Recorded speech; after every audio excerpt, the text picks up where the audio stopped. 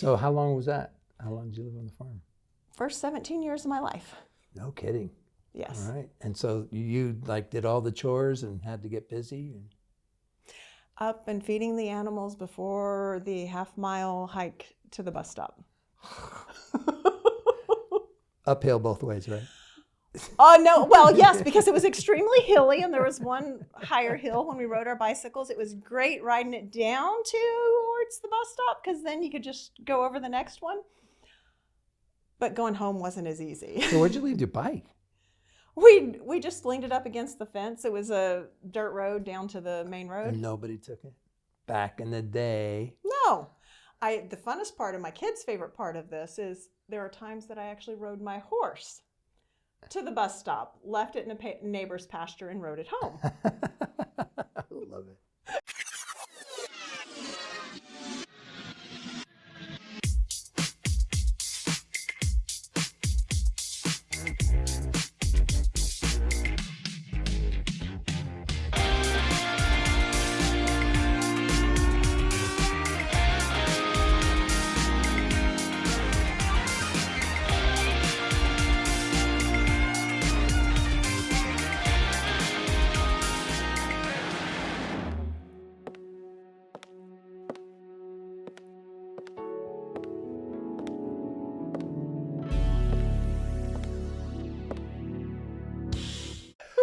All right, well, I think we'll get started.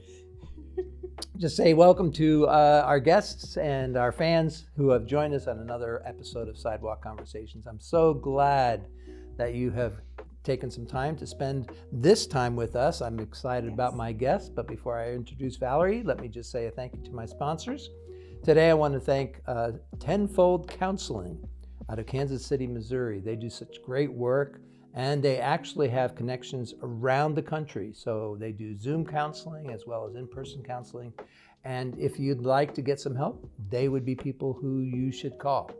And I just want to say thanks for helping sponsor this episode, along with my other sponsors who are so regularly faithful about giving and sharing.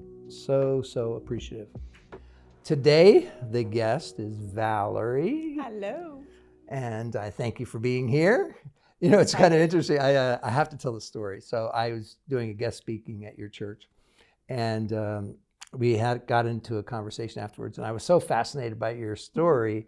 I said, hey, I know this may be a big ask. People sometimes are a little reluctant, but would you be willing to be on my podcast? And you did not hesitate. You said yes right away. And I think you said something like, the Lord's just been laying on my heart that whenever I'm given an opportunity to share my story, I should say yes. And so you did. He has been telling me for years and years and years that my story, my experiences, and the way that he has worked through everything is something that I'm supposed to share. And I love it. It is the easiest thing for me to do, whether it's a one-on-one audience, whether it's talking to a group of people. It excites me to show what God has done. I love it. Because there's no way that each step could be a coincidence. There's no way that it could be something that I did. Yeah.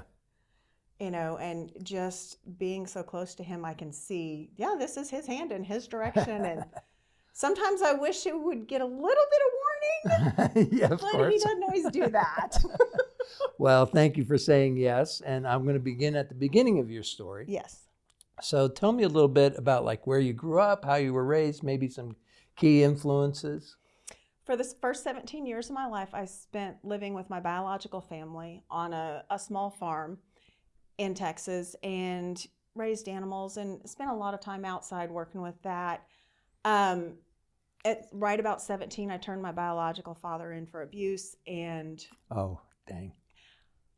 You know what? God has used that in amazing ways. But in doing that, God had already orchestrated from before I was born, a couple who was unable to have children, got married, and they started coming back to church, or started coming to church and came to the church that I grew up in.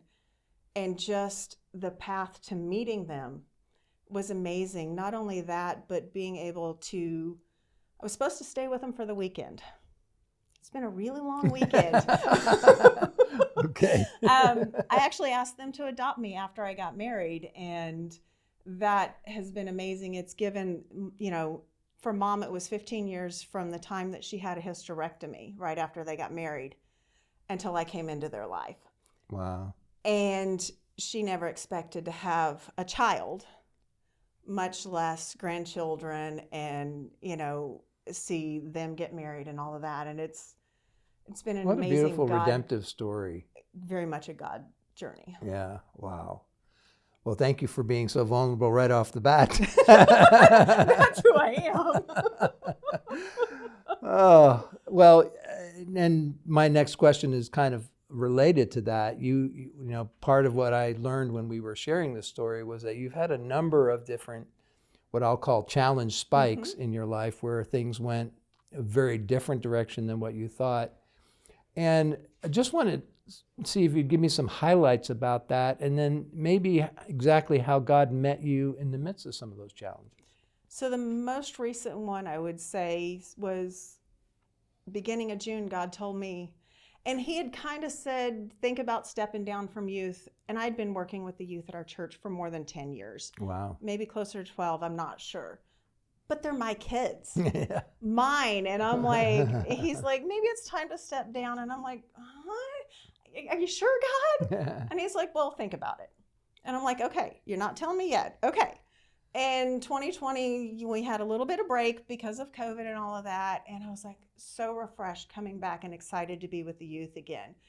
And then the first Wednesday in June, God says, I'm on the way to church for prayer and praise service. And he's like, step down from youth. Wait. Wow. What do you, no, these Now, are my kids. Let me just call time out real quick. So when you say, because I'm just curious how this happens for people.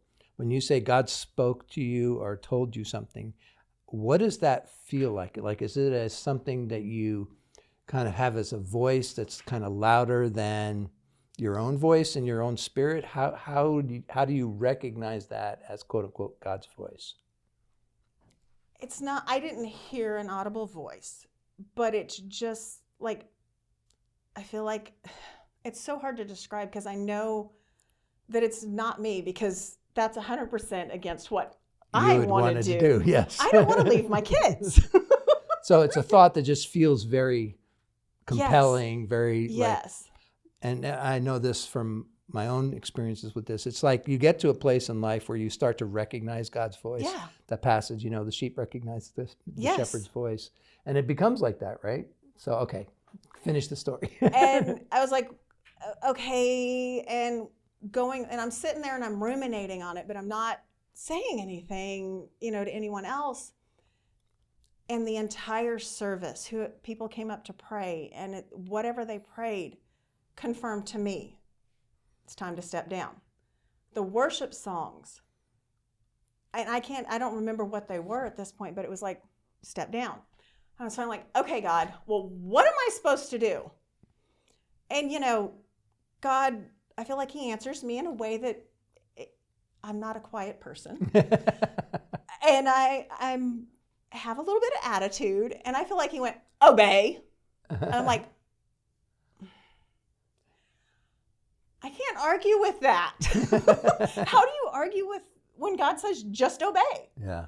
And so I did, and I went to Jacqueline, our youth pastor, and I'm like, Jacqueline, God's told me that I need to step down.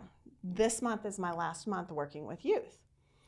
And there were a lot of things. It wasn't the most convenient time, but one of the other youth leaders is like, is this because there's hurt or rejection or something you're upset about? And I'm like, no, I really don't want to, but I want to obey. That's what he's called me to do, is to obey and to follow what he's saying. So when I talked to Jacqueline, she's like, okay, well, you lead Bible study. What about Bible study? I'm like, oh, he's not telling me to step down from that. Like, there's no message on that one. Long story short, between, a quick trip to visit my mother-in-law in California at the first weekend in July and finding out how poor her health was, I knew there was a possibility that I would have to, because I work remote, I can take my job with me, to go out there when she passes, which would probably be sooner than later, to work on clearing out the house. We figured the last time we would see her would be the visit over July 4th. Well, my plans and what I had figured out were not what happened. She got really sick and really bad at the end of July, and was at the point where she either had to be put into a facility or someone had to be there to take care of her 24/7. And we found that out Monday afternoon. And the biggest challenge is she doesn't like animals. She doesn't want to have anything to do with animals. And knowing if I was going to go do that, it would be an indefinite amount of time. So you were considering going there and being the caregiver, Which I happen to know from other parts of your story was not an easy yes. No, it was very, very hard. The first time I met her was, my husband was here in Texas with the military and met him at church, and we set our wedding date, but then we're like, got impatient and got married and then had our wedding. Well, the first time that I met her in person was our wedding. Okay. She comes into my house and reorganizes my kitchen because I had done it wrong. I didn't take that very well. I don't know many ladies who would. And so God worked on me through 27 years of marriage and relationship with her, to that call that we got at the end of July on a Monday midday. And I called her Tuesday morning and I'm like, okay, you got two choices.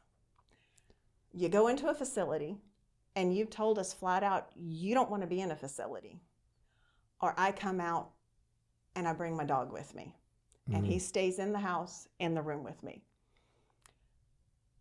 He's an 82-pound German Shepherd, not a little fluff ball that you can miss, and he's loud. He's pretty darn well behaved, but he doesn't. He's not one of those, hey, I love people dogs. He's one of those, this is my person, you stay away dogs. Not mean, won't attack anyone, but yeah, protective. Yeah. And so I called her Tuesday morning. I'm like, okay, you got two choices. You go in the facility, or I come out with my dog. And she is not a dog person. No, especially a big dog person. That is just a no-go, and not an indoor dog. He's an indoor dog. And I had spent Tuesday morning, because she's in California, I had half a morning before I could talk to her, praying, God, make this easy. Basically saying, God, make it so I don't have any questions. Make the answer clear, either way yes or way no. Like, don't leave help me. don't leave room for questions. So I call her and I said, you got two choices, facility or I come with my dog. She goes, is he as big as a house? No. No, he's not as big as a house. And she said, well, I don't know what the HOA rules are. I can find out. Okay. I'm like, you said okay? She didn't argue, and like, God made it easy. Nice. And I called my husband, because we had been having the conversation the whole way, because other than the previous summer, we had never spent more than a week apart in our entire 27 years of marriage. And the previous summer, we spent 2 weeks apart when I went to visit her and take care of her for a small amount of time. So and this was like open-ended, right? Yeah. I'm going. Yeah. Wow. Don't know when I'm coming back. Don't know. How do you pack? Right. How do you pack for an indeterminate amount of time? Yeah. So how long did you end up staying? I took care of her for the last 7 weeks of her life, through hospice, through all of that. Because I worked remote, I took my work with me, and I worked my 8 hours every day while taking care of her. And I'm a people person. She is not. Okay. She didn't really want to talk. She didn't want to communicate. So I couldn't leave her alone. Like, the first couple of weeks, I went to the grocery store. So I left the house like once a week. And then she got bad enough I couldn't even do that and just had to order and have delivered groceries. And I didn't leave the house. And God sustained me not being able to be around people. My church, I'm called the hugger. I know how to give a hug, and you're going to feel it, and it's going to be a good hug. And there are certain people that, you don't get a 10-second hug. I'm going to hold on and give you that hug until I feel you release whatever it is that's holding on. Because there are certain people who need that, and I know. And other than 2 visits from my husband, my daughter, our youngest daughter, came with him on one of them. Other than that, I didn't have touch for 7 weeks. She didn't want touch. Well, at the end, I was physically cleaning her, but no touch. Wow. And I know there are people who can do that and love that. But that's not you. No, that's the opposite of what God's called me to. And he said, obey. And I said, we made the decision Tuesday midday, and I was on the road 6:00 Friday morning. Wow. I didn't have time to plan. I didn't have time to think about it. He said, go. And I said, okay, cool. Oh, crap. Now I'm gone.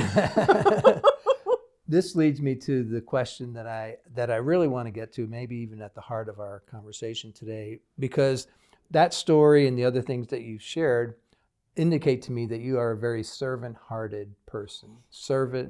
Being a servant to others in the name of Christ is a big deal for you.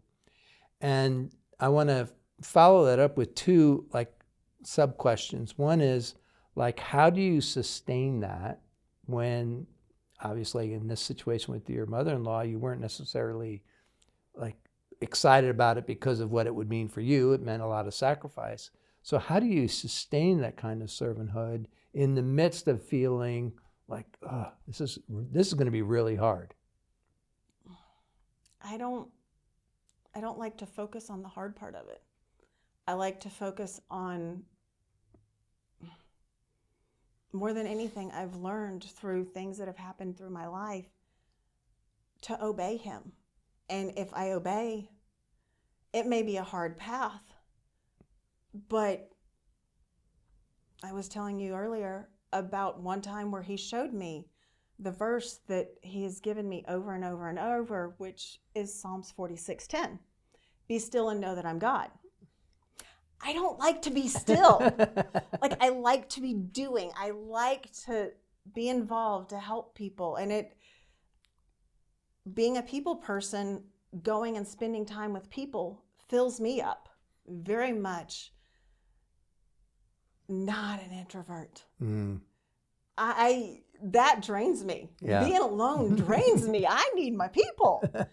And so going to do, whether it be a little thing, spend a few minutes talking to a neighbor and cheering them up or that recharges me. That's how God has made me. Yeah. And doing the opposite is so hard. And he spent so much time telling me to be still. And the first time I remember him telling me, be still, it was a really clear message. And I was like, okay, God. He said, step down from this organization that you're on the board of. Okay, I will. As soon as I get done with what I said I would do, because I know what I should do, and that's complete that out, because I hold my word and I do what I'm supposed to. Yeah, but sometimes he has you change that. And I chose to, every time he kept telling me, be still, I'm like, I will. I'll stop. I will finish it and I'll stop. And I kept stepping further and further out of what he had called me to.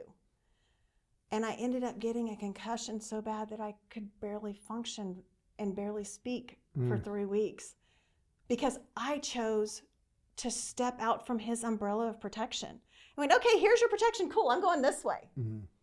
And it was such a simple thing. Usually it would have been a little bump on the head and fine. But I was down for so long because I chose not to obey. Mm. And he shows That's a hard lesson. When you're stubborn, you get to learn them the hard way. Well, which also leads me then into the second question I wanted to ask, because you strike me as a person who's very willing to engage, very willing to meet with people and to serve in whatever way you can and obey. And then we have this other thing that I think we're also called to, which is to, I think what's at the heart of the word you heard was be still and know that I'm God, because self-care also matters. Mm-hmm. And sometimes people who are very oriented around service have a hard time with boundaries. And so I'm curious, I'm guessing you've had to navigate that question in your life. How has that worked out for you? Saying no. Saying no has been hard, but through my stubbornness and my stepping out and my disobeying, when he says do this and I go, yeah, but this is good too, we'll say no. But it's good. Good doesn't always mean right. And I've learned that's a good say that again. Good doesn't always mean right. Yeah, so good. So it could be good. It could be a God thing. But if it's not right, are you taking a job or responsibility, a blessing from someone else because you're trying to get, whether it be glory seeking or just overextending yourself? Yeah. If you won't say yes to what he's telling you to do or to not do, you could be preventing other people from receiving the blessing he has for them for doing it. Yeah, and one of the reason I'm so resonating with this is because this has been a lesson I've had to learn in a number of ways in my life as well. And I think one of the lessons that's come out of that for me is that if I'm going to be effective in the things I have been called to do, that means that those callings need to remain a priority, because if I start filling my life and schedule up with other interesting, good things, then it's going to hinder my effectiveness in the things that I know I'm called to do. And so I find that a lot of times God keeps on bringing me back to say, yes, I know that's interesting to you. I know you think that's very shiny and good, but it's not, like you said, it's not necessarily the right thing for you at this time. There may be other times, or it's not like going to be the main focus. It may be a hobby or something of interest. So that has been a real point of attention from the Lord for me too. So I totally relate. Well, the other thing that I've seen is when I stepped down from youth, I said, God has told me it's my time to stop, and he's told me not to. And, I stepped down the last Wednesday in June from youth and told my girls that. The J-High girls have always been my girls. And even as the girls get older, if they've gone through the J-High part of our high school, of our youth group, they're my kids. Yeah. The rest of them are as well, but they're my small group. I spend more time with them. And the hardest thing is I've had a couple of the girls come up to me multiple times. Has God said you can come back yet? Yeah. But that's what's opened up the door to go be with your mom or your mother-in-law, right? Yes. When you said no there, that if it's at the end of June, then beginning of July, you're... And it was end of July, I headed out there. And wow. Through July, he's like, step back. Now step down from that. Now step down from that. And stepping down, I've led women's Bible study on Tuesday nights at our church longer, or just shorter than what I've worked with the youth. I love that. Mm-hmm. That is such, I spend more time studying, and I have to focus on a message to be ready to share it with the ladies. And yes, it's the same message that all of our Bible studies do at the same time, and it gives them the capability of going back and forth. But when he told me to make sure, it wasn't so much he said step back from that. He said make sure there's when you go out to clear the house out, because that was the plan. Right. That was my plan. We're going to go just clear the house out. I said, okay, I need to have someone who can cover for me for a couple of weeks. And God orchestrated that so beautifully, because I called one morning and I was like, okay, here's what I got going on. I need to figure out. And they're like, well, do we just not have it? I'm like, no, that's not the answer. Like, I felt 100% confident. God was not saying God was saying, don't stop Tuesday night. Okay. Like, I'll be adamant on that. No, no. Then who? Yeah. And we went through a list of women that were normally in my Tuesday night Bible study. And no. Yeah, they could do it, but I don't feel like that's who it's supposed to be. And there's one lady who had visited one time. And as soon as I said her name, like, I was like, Priscilla's the one who's supposed to do it. I don't even think it was 4 hours from hanging up from that conversation to being called back and saying, Priscilla's on board. Wow, that's awesome. She'll co-lead with you or sub for you. This is the third one that she's leading now because God's told me to be still. And I told her, I'm like, I'm so excited to see what God's going to do through you, because she's very, very artistic and does so much painting and such beautiful things. And she's artsy, craftsy in a different way that I am. And so she leads very differently than me. I love it because I get to see, I'm getting to just, these last two, just be fed. Yeah. Instead of doing the work, which is weird. But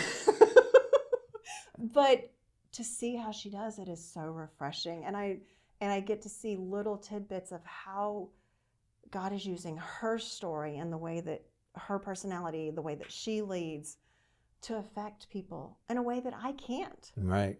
I don't have that skill set or experience that she does to do it her way. Yep. I can only do it my way. And beauty of the body of Christ, right? Yes, and to see, I'm just so excited to continue watching that. Love it. And she's like, has he told you you can come back yet? And I'm like, not yet. Like, I want to. I love it. But he said, wait. He said, be still. And that's hard. But I've learned the hard lesson, and I don't want to repeat the stupid, stubborn mistakes and getting out from his protection to suffer the consequences. Yeah. All right, so let me shift gears a little bit. I want to talk to you about your youth work. Yes. So this is something that I have had like increasing interest in, thanks to Preston, my tech guy, who keeps telling me, hey, Pete, you need to be thinking about this. So what are some of the things that you've learned about young people in this day and age that you think we all need to be a little bit more aware of? Hear what the youth are saying. There are youth out there who have such a heart for God, and they have a different perspective. They haven't had all of their rawness rubbed off by the reality of the world, and they see things differently than we do. Yeah. Hear what they have to say. You know, don't just assume that it's always right. Don't assume it's always wrong. But if they've got a suggestion, at minimum, pray about it. God, what are you saying? You know, as a leader, are you saying that we should go this direction? Out of the mouths of babes, right? Yes. There's amazing things. And listening to the kids, the things that they say and the view that they have. You know, I grew up in church. Church has always been part of it. I'm one of those people where I do the Bible in a year, and I've done it, I think, for more than 10 years now. Yeah. Every year. So I know that. I've heard that verse. I know that verse. I hear it. Mm-hmm. At minimum once a year, a lot of them more than that. So when they look at me and go, what does that mean? Oh, okay. So how do I downshift from the knowledge and information experience I have, not to simplify God's word, but to make it in a way that they can understand. Put it in their frame of reference. Yeah. And I look at, for the longest time, I was one of the oldest youth workers, but the kids would gravitate to me. I'm going to set the rules, and the rule is the rule, and we're not crossing that line, but I'll have fun with you, and we'll joke around and play. But if you got a question, you got a concern, you want to be heard about something that's going on, Yeah. I'm there. And do you find yourself saying something similar to the young people? Like, was there a theme that you kept coming back to as it relates to the kids over the 10-year period you led? Just spend time in your word with God, and encouraging them to find the time to get with God, because you can see not only in youth but adults who spends their time with God. They're like, well, how do you know what God's saying? Well, I'm reading my Bible, I'm praying, I'm talking to God, and I sit and I've learned to sit and listen and be still. Which, okay, God, Still working on it. Yeah. That's still a work in progress. Which is probably a good thing to say to the kids, right? It's like, It hey, is. you're not going to get this automatically. Yeah, and watching the kids, whether they're doing the fast like we do yearly with the, I encourage people to do yearly with church, whether you fast. It doesn't have to be food, but do a fast. And I fought that for the longest time. I'm like, I can't do that.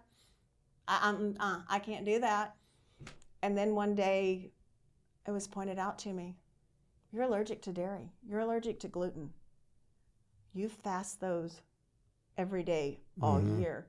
Why can't you choose to fast something else? That's good. On top of it. In January, our youngest daughter's 20, and church was getting ready to do the fast, and I've yet to be able to do it the exact same time as church does, but I choose to do it the same amount of days for the 21 days. And I was like, okay, my daughter's an adult now. She's back from college. She did a year, and she's like, I'm not for me. I'm like, okay. And I was like, but I'll just do the fast on my own, and I'll, do what I'm going to do. And she calls me one day, and she still lives at home, but she was out doing something with a friend, and she calls me, Mom, what are we fasting this year? Okay. Definitely doing the fast this year.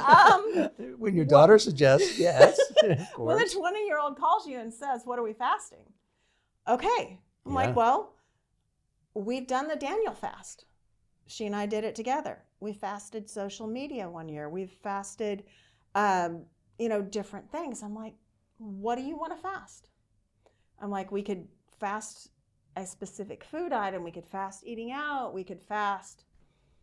And her friend was there with her. And her friend is now coming to church when she does. And they're like, let's do a sugar fast. Wow. Okay, so are we fasting all kinds of sugar? Are we fasting added sugar? Are we fasting? And I let her choose what we were fasting. And I will say, fasting sugar is hard. There is nothing without sugar. I mean, we chose no added sugars. Okay. So, there were a couple of recipes that we did do that had like honey in it or molasses and a natural sugar opposed to refined sugar. But everything has sugar in it. Go buy all new salad dressings. You can't have ketchup, can't have barbecue sauce, you can't have... I know. Been doing that for a bit. And so, that fast was more challenging, but because she brought it up, she chose and she directed it, I was like, okay, this is Awesome. what we're doing. I think what you're illustrating too is that it's so important not just to listen to the youth as it relates to their questions, but to take their suggestions seriously too. Yes, now your daughter's 21, sure. so it's not exactly the same, but there's a way in which taking their suggestions inspires their spiritual growth, and it's kind of like, oh, you're going to take me seriously? All right, well, I'm in. It empowers them. Yeah, exactly. And when you give them when you allow them to use the power that God has given them, it strengthens them more than anything else. Yeah. Because, okay, you're in charge of this one. Which way are we going? So, talking about where are we going, do you have a sense of where the Lord's leading you over this next season? I have been saying, God, can I have some type of direction? Like this way, that way? Be still. Yeah. Wait. Good luck with that. And it's, I've been so involved with so many things at church, and they're like, okay, so what has God told you right now? Wait. Yeah. Okay. Well, I will be in prayer with you about that. And I just want to say thank you for joining me today. This has been such a fun conversation. You're very welcome. And may God bless whatever that future holds for you, and courage to be patient along the way. That is the challenge. But if God didn't challenge us, Yeah. we We'd get wouldn't bored. be following him. Yeah, we'd get bored. Yeah. All right. Well, thank you for joining us for another Sidewalk Conversations. And join us again next week when we'll be back at the same time. Bless you guys.